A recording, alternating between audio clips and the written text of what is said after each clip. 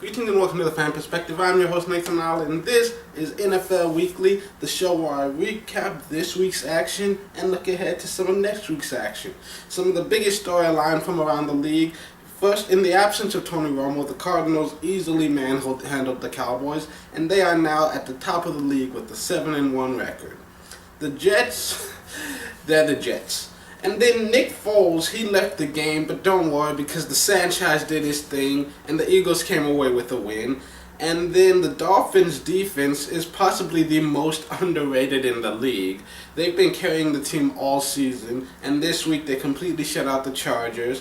And the Bolts, after winning 5 in a row, have now dropped 3 consecutive.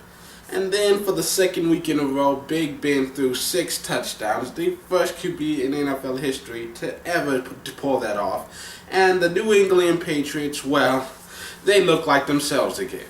And that is scary.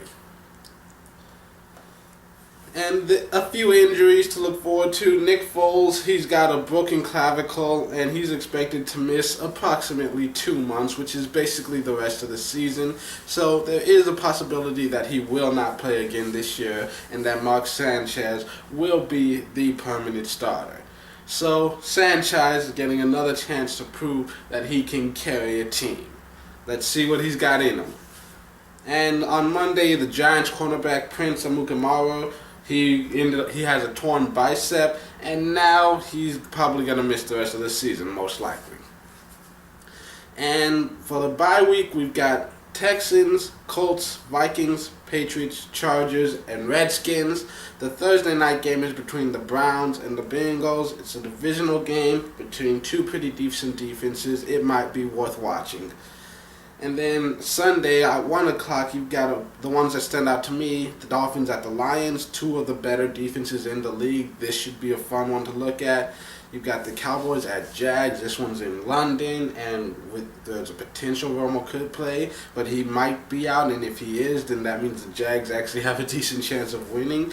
It'll just be a horrible train wreck disaster of the game, which will make it really fun. And then you've got the Giants at the 4 o'clock games. You got Giants at Seahawks because I had to pick a favorite, and this seemed like the most competitive, which is saying a lot.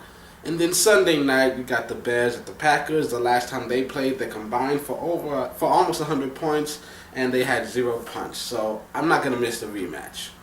And then the Monday night game is between the Panthers and the Eagles. This was already an interesting matchup, but now we get to see how the Eagles look with Mark Sanchize as the starter. And so, like I said before, it might be his last chance to prove he deserves to be a starter in this league. Let's see how he carries the load. That's it for this edition of NFL Weekly. Tune in next week for another brand new episode. But until then, this has been the Fan Perspective. I'm your host, Nathan Lyle. Have a happy week.